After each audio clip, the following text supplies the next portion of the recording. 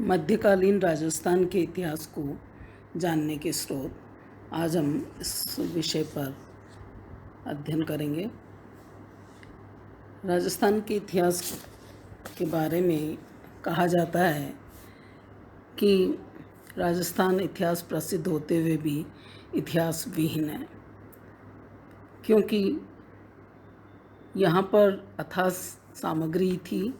ऐतिहासिक सामग्री प्रत्यक्ष अप्रत्यक्ष रूप से इधर उधर बिखरी हुई थी, लेकिन निरंतर युद्धों की वजह से ये नष्ट होती रही। इसी वजह से जो क्रमबद्ध, सच्चा और पूरा इतिहास, निष्पक्ष इतिहास लिखा जाना चाहिए था, वो संभव नहीं हो सका और इसीलिए राजस्थान का इतिहास लिखना कठिन हो गया था। यद्यपि यहाँ पर ऐतिहासिक सामग्री उसे एकत्र किया जा सकता है, उसे लिखने का सर्वप्रथम प्रयास कर्नल टॉड ने किया था और उन्होंने annals and antiquities of Rajasthan लिखी थी। ये उनका प्रयास था। जितनी सामग्री के द्वारा उन्होंने लिखा, कई बार उनकी आलोचना भी की जाती है, लेकिन फिर भी राजस्थान के इतिहास के जनक उन्हें माना जाता है। राजस्थान के इतिहास को जानने के लिए कई तरह की सामग्री हैं। पुरातात्विक सामग्री, साहित्यिक सामग्री, पुरालेखीय सामग्री।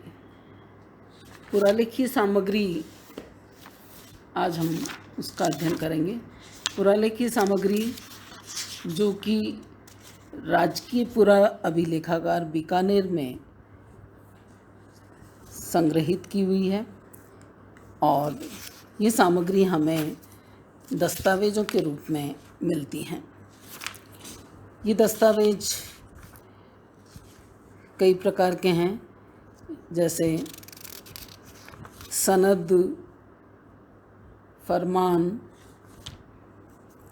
परवाना, दोवर्की, जमाबंदी, मुल्की, तल्की, अर्जदाश्त, अखबारात, वकील रिपोर्ट्स, दस्तूर कोमवार, हकीकत बही, ओहदा बही, अर्जी बही, खरीता बही आदि। ये जो बहियाँ हैं, अलग अलग वर्गीकरण में, इनको विभाजन में हम इनका अध्ययन कर सकते हैं। तो आज हमारा अध्ययन का विषय होगा राजस्थान के अभिलेखागारीय सामग्री या पुरालेखीय सामग्री। सर्वप्रथम हम इसमें खरीता लेते हैं। खरीता क्या कहलाता था? एक शासक द्वारा दूसरे शासक को लिखे गए पत्रों को खरीता कहते हैं और इसमें इन पत्रों से हमें उस समय के मुग़लों, मराठों के संबंधों के बारे में, राजाओं की गोपनीय समझौतों के बारे में जानकारी मिलती है और साथ ही राजस्थान के राज्यों के आपसी संबंधों पर भी प्रकाश पड़ता है।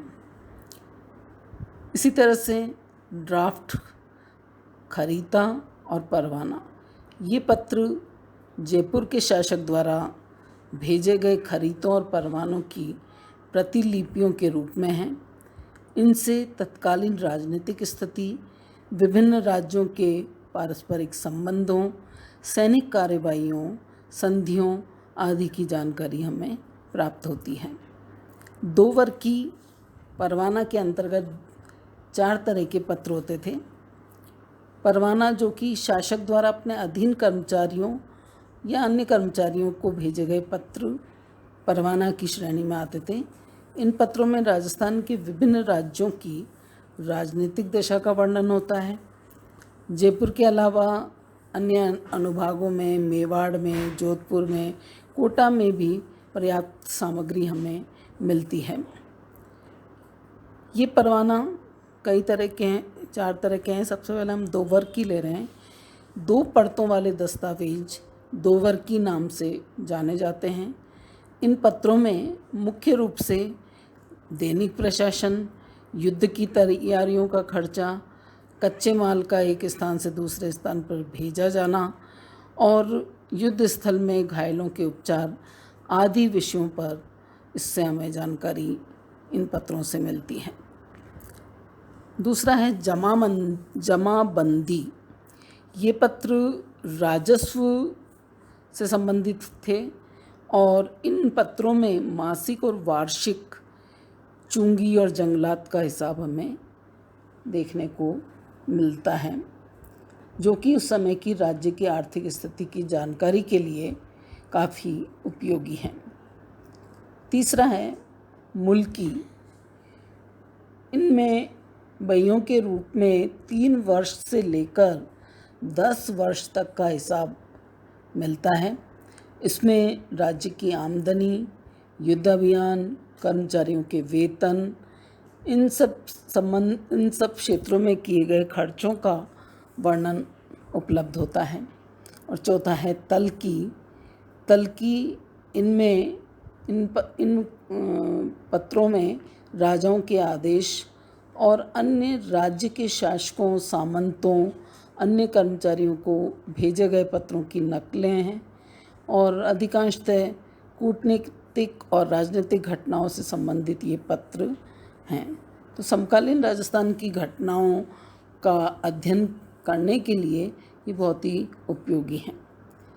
पुरालेखी सामग्री में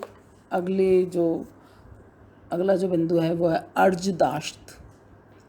अर्जदाश्त वे पत्र हैं जो विभिन्न राज्यों के सामंतों और अधिकारियों द्वारा जयपुर के शासक को लिखे गए थे, जो कि अर्जियाँ थी और इन अर्जियों को ही अर्जियों के संग्रह को अर्जदाश्त कहते हैं। राजनीतिक दृष्टि से एक दूसरे को अवगत रखने और क्या आदान प्रदान किया जा रहा है वो सब इन पत्रों के माध्यम से होता रहता था। पुरालेखी सामग्री में अगला है अखबारात। अखबारात ये मुगल दरबार द्वारा प्रकाशित दैनिक बुलेटिनों का संग्रह है। इसके द्वारा मुगल दरबार की महत्वपूर्ण नियुक्तियों के बारे में और अन्य घटनाओं के बारे में ज्ञान प्राप्त किया जा सकता है। वकील रिपोर्ट्स ये भी एक महत्वपूर्ण पुरालेखीय सामग्री है। मुगल दरबार में राज्य के हित को सुरक्षित रखने के लिए वहाँ का राजदूत, जयपुर राज्य के हित को सुरक्षित रखने के लिए वहाँ का राजदूत रहता था और मुगल दरबार की घटनाओं को वह पत्रों के माध्यम से अपने शासक तक पहुँचाता था। तो दूत द्वारा लिखे गए पत्रों को वकील रिपोर्ट्स कहते हैं। इन पत्रों में मुगल दरबार के घटनाक्रमों के साथ साथ राजस्थान के शासकों की गतिविधियों का भी समावेश है। ये जो रिपोर्ट्स हमें मिलती है, वकील रिपोर्ट्स, ये फारसी और राजस्थानी दोनों ही भाषाओं में लिखी जाती थी। दस्तूर कोमवार उस तरह की भैया हैं जो कि राज्य से संबंधित आय व्यय, भेंट, उपहार और युद्ध आदि में काम आए व्यक्तियों को दी गई इज्जत आदि का वर्णन दस्तूर कोमवार में मिलता है।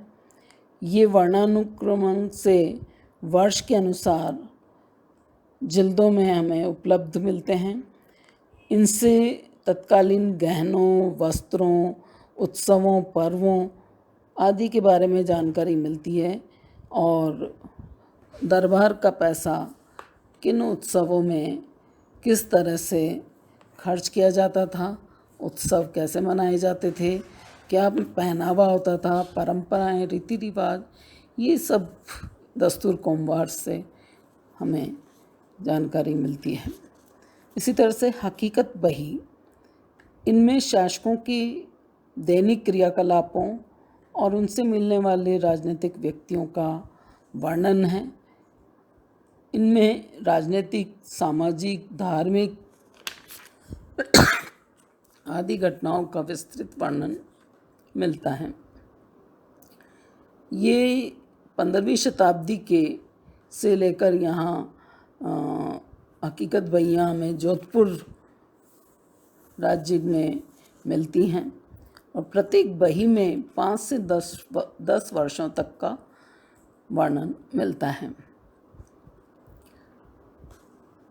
अन्य रिकॉर्ड्स में अजमेर रिकॉर्ड में दरगाह के रिकॉर्ड हैं।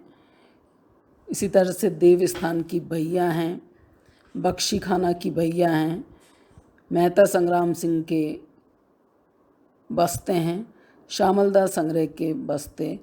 ये भी राजस्थान के इतिहास की समकालीन जानकारी और शासकों के जीवनचर्या आदि के बारे में महत्वपूर्ण जानकारी उपलब्ध कराते हैं।